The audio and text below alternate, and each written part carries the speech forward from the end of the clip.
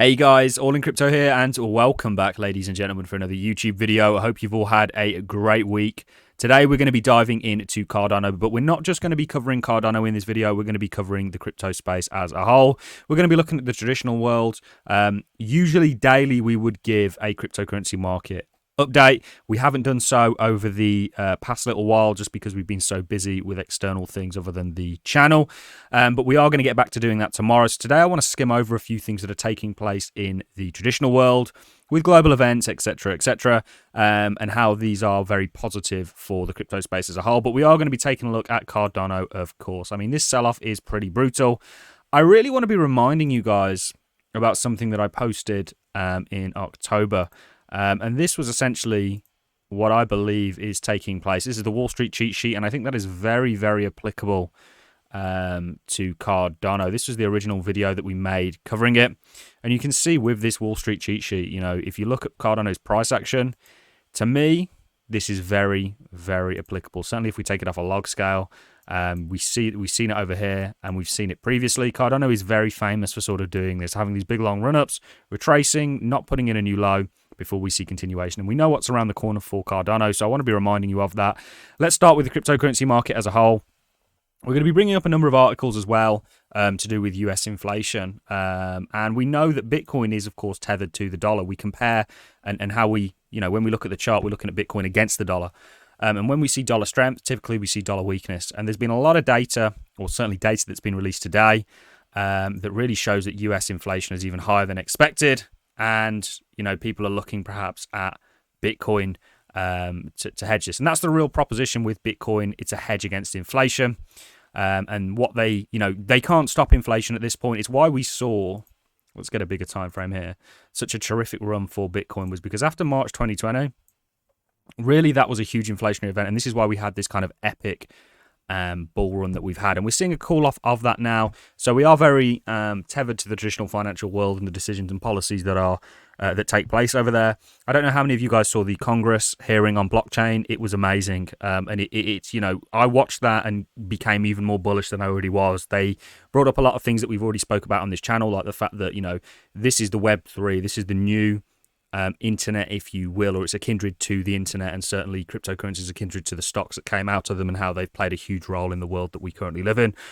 So that made me extremely bullish. But there's a lot going on. You know, crypto continues to sell off. To me, this is just a shakeout. That's how I genuinely view this. And we did say to you that it's very common when you put in these big wicks and we don't see this kind of instant V-shaped recovery that you set up structure. You know, you see it time and time again, and certainly this was a good blueprint for it. But we are expecting continuation. If we look at the total 2, which is the total money in crypto, since March 2020, we've just gone on to put in higher highs and higher lows the whole way up. Now, this is a weekly chart, so you can't really see them that accurately, but still today we're doing that, and I am expecting continuation. I think this period over here is very similar to this one over here, and you can certainly see that on Bitcoin. So I'm not personally worried. Can you see how you have this kind of squeezing structure again, you know, and I do expect us to continue. I don't think this bull market is over, ladies and gentlemen. There's lots of on-chain data that suggests that Bitcoin is moving from weak hands to strong. We've shown you that in a number of different videos. Ultimately, I'm still very bullish on the crypto space. I think this is the new thing, and you guys are still early. When you look at the population that actually, as a whole, the world population, if you look at the people that actually hold crypto, it's very small. And if you look at it in terms of adoption, people that are actually using it, it's a percent of that percent. So you are still very early in this journey. There's going to be ups and downs with it. We've shown you the .com stocks and the kind of internet stocks and how their path of growth looked, their path of adoption. It was very volatile, and we're seeing that with crypto today, ladies and gentlemen. So I'm not overly worried at all. I think retail is, and I am still part of retail, but I think this is really due to a number of things. I think crypto YouTube has a big part to play in this. It's becoming increasingly harder to find valuable content on YouTube that isn't just regurgitation of what somebody else has said. And, you know, that this isn't me hating on anybody. I just think that, you know, I'm pretty unimpressed with the YouTube scene in relation to crypto. There's some people that are fantastic, but the overwhelming majority are absolute garbage. And I say that as somebody that makes YouTube videos. This is my job, it's my hobby and my passion, and hopefully it's going to stay that way. So Let's get into Cardano. This is really what I think you are looking at, guys. I still think you're there. Now, we did draw this a month ago. We have gone considerably lower, and we are definitely seeing that anger and certainly depression at this stage. And I do think you're going to come up the other side of this. If you look at the kind of blueprint for this Wall Street cheat sheet, you have this kind of rally, sell off, you come back down to a similar level to where you started it before you then see continuation. This is how Wall Street will milk the market. They'll essentially extract value via using retail to pump and dump into, essentially. They'll use them as exit liquidity up here, and they'll use them as accumulation liquidity down here. And that's genuinely what I think is taking place. We did cover this a while ago, but ultimately I don't think that we have too much to worry about. I think this bull run continues, and I think this bull run continues for a number of reasons. We've seen a bit of a slam down, certainly recently, due to the fact that the Federal Reserve essentially came out and said that they were going to start to rein in inflation. They were going to start tapering bond buybacks, which of course would have a knock-on effect on the stock market, which has an effect on everything. Everything is so leveraged. Of course, you've got Evergrande at the moment. They defaulted on one of their loan repayments or one of their bond payments. I actually didn't think they were going to default until next year, because the owner had liquidated quite a lot of his assets and had already stepped in and paid some of the debt payments. He had serviced some of that debt already, and I thought he was going to continue to do that. And with the sort of assets that he had liquidated, he could have quite easily serviced this debt payment. But he's obviously chosen not to do that. The Chinese government have came in, stepped in, and not bailed them out, but certainly put officials in place so that they can mitigate and oversee and make sure that certainly the people of China and some of the Chinese bondholders get paid out before everybody else, and certainly the people who have given money to Evergrande to develop apartments for them get those apartments. Otherwise, there would be a lot of unrest associated with that. So what that means for the rest of the world is essentially they are going to get a bad deal. They're not going to get what the bond payments were supposed to be. We know that there's a lot of institutions. We made a really long thread on Evergrande, essentially telling you that it's 100% going to default. It's 100% going to go bankrupt due to the fact that the government are definitely not going to bail it out. And there's just no way that they could service that amount of debt, certainly when they were to shut down more than half the sites, etc., etc. So this was inevitable. It's kind of better that we get it out of the way. This is, of course, is going to have an effect on global markets. Cryptocurrency will get hit by that, as it is a part of that kind of global financial realm, but we are still very early, and I want to keep reiterating that. So I still think you're on this kind of path of continuation with Cardano. I think this is brutal. I think this is a shakeout. I think the market as a whole are shaking out. I really do think the March 2020 and where we are today are very similar. This could be how cycles now look. We have these kind of short or shortish pullbacks that are more of a shorter kind of drawnish out bear market, where we see a slow recovery before we see this kind of impulsion. Now, remember, this, of course, was an inflationary event. We could be heading into another inflationary event. We did say that we were going to cover what the effects are of potentially the new variant if we did enter a similar situation to March 2020. That would actually be a bullish thing for Bitcoin. Certainly not in the short term, but in the long term, just like March 2020, it turned out to be probably the most bullish thing that could have ever happened to Bitcoin due to the inflationary pressures that brought and how they had to kind of proliferate the money supply in order to prop everything up. And they're going to have to keep doing this. They're not going to allow it to fail unless they want it to. And I think they're going to wait until everybody is leveraged up to the hilt so they can take everybody out in one swoop. But that's for another video. The next thing I want to go on to is some of the inflation data. US inflation rate surged to 6.8% in November, a 4-decade high. Bitcoin jumps. Now, this article came out today. I don't know what Bitcoin chart these guys are looking at. Media, I know this sounds like I'm getting quite a ranty video. Media is so unbelievably biased and often untrue. I mean, they can literally publish whatever they want with no repercussions, and it seems rather sickening to me that they can do that. When they're talking about Bitcoin jumping, this article came out today. Let's take a look at this daily candle. In fact, let's take a look at the 4-hourly to see if we did indeed have that jump, just to show you, Bitcoin's actually sold off. So Bitcoin didn't jump at all. This is obviously an article to try and attract your attention.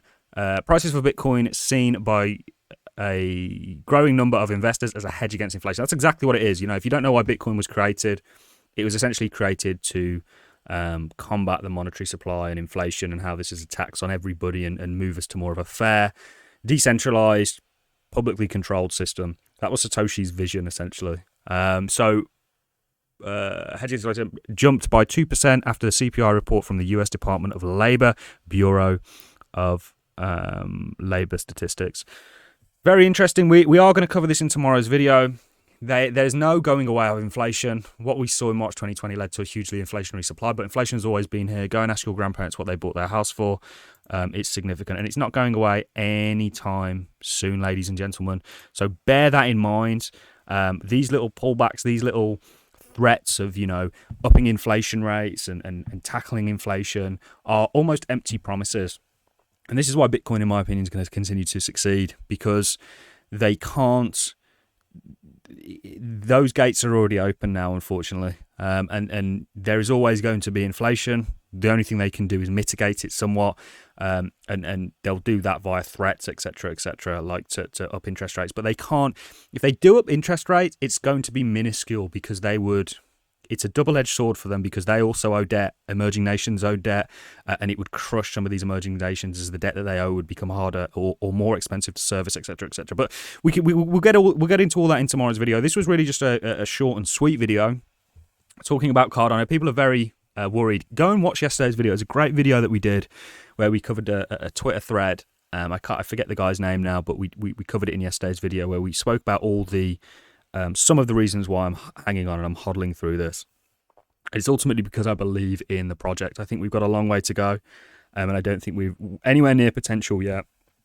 So that is largely what I have for you in the video. These are just some key points. When we look at the total, we're seeing this recovery, and this whole time we've just been making higher highs and higher lows, guys. This is an uptrending market, and even Cardano, certainly in the short term, this is absolutely a downtrend, but it's a downtrend within an uptrend, which is a pullback, in my opinion. We don't need a weekly. We can use a daily for this. And this is important to remember. And I think the hardest thing for me right now isn't watching my portfolio move up and down by tens of thousands of pounds a day. It's watching retail. It's watching you guys, seeing some of your reactions, seeing some of you really panicky and worried. I find that a lot harder to watch than my own portfolio, because I've been blessed with being here for a long enough time period to really understand what's going on here, and to be able to hold my nerves in this kind of uncertain, what seems like an uncertain time, because I feel like I've been here before. I feel like we'll be here again, and ultimately, it's very easy for me who's been in crypto for a long time and is still massively in profits to sit here quite. So I can see where a lot of the fear is coming from, but that's why I'm bringing this point up. This is still an uptrending market. This is a pullback within it, a small downtrend within it, but I do expect to see continuation. I do absolutely believe we're following this sort of a Wall Street cheat sheet, and we're in that kind of anger and depression stage. When we made this video, I think we were at $2, just under $2. So today, Cardano is at $1.26. So we come down significantly, but ultimately, Cardano will rise again, ladies and gentlemen. That's something I'm certain of. Markets as a whole actually look quite healthy, believe it or not. Certainly the FTSE, etc., etc. And this is also due to the kind of news of inflation, so on and so forth. But remember, the Fed are looking to tackle it. There's lots going on. The congressional hearing we're going to be covering in more detail tomorrow. We've got lots of videos coming out for you. I've just found it really hard to find the time at the moment due to my other commitments. Like I say, this is my hobby and my passion. This is what I like to do. And I have other commitments that come before this, but we are going to keep you up to date. I'm going to love and leave you on that note, ladies and gentlemen. If you've enjoyed the content, a like is always appreciated. So is a comment. Remember, we do have the stake pool.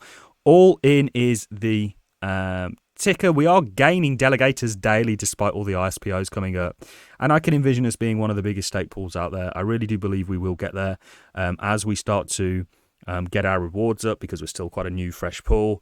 I think that will come as we're building up a great community. And there is a link to the Discord in the description. If you want to join like-minded individuals, feel free to click the link and join the Discord.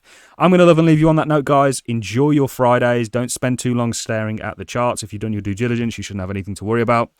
And I'll see you all hopefully in the next video tomorrow. Thank you very much for watching, guys.